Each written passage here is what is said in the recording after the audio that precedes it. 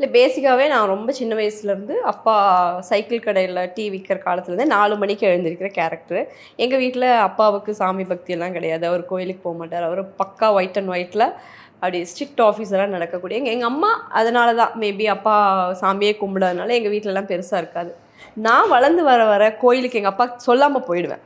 இவங்க கூடயே போவேன். திரும்பி வரும்போது நான் சாமி பட்டையெல்லாம் இருக்கும். அந்த மாதிரி சொல்லாமல் கோயிலுக்கு போய் பழக்கப்பட்ட ஒரு ஆள் அப்படிங்கிறதுனால 4 மணிக்கு எழுந்திருக்கிறதுங்க என்னோட விவரம் தெரிஞ்ச வயசுலேருந்தே ஒரு வாடிக்கை.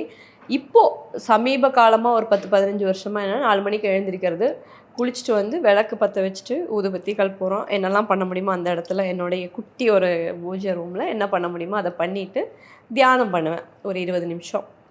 15 நிமிஷங்கிறது எப்போவுமே இருக்கும். 15க்கு மேலே நானே டிஸ்டர்ப் ஆகிடுவேன். அதுக்கப்புறம் யோகா பண்ணிவிட்டு நான் கிரவுண்டுக்கு போயிடுவேன். அது walker jog something work out இல்லைன்னா ஏதாவது ஒன்று பண்ணிவிடுவேன். இது வந்து ரெகுலராக எனக்கு பீரியட்ஸ் டே அந்த 3 டேஸ் அவாய்ட் பண்ணிவிட்டு பாக்கி எல்லா டேஸும் மார்னிங்கும் ஈவினிங்கும் அதாவது செவ்வாய் வெள்ளினா ரொம்ப ஸ்பெஷலாக ஏதாவதெல்லாம் போட்டு பண்ணுவேன். மற்ற நாள் டெய்லியுமே காலையில் அண்ட் ஈவினிங் விளக்கு பற்ற வச்சுருவேன். Naga's Art and Pasta Combo Offer. Buy now.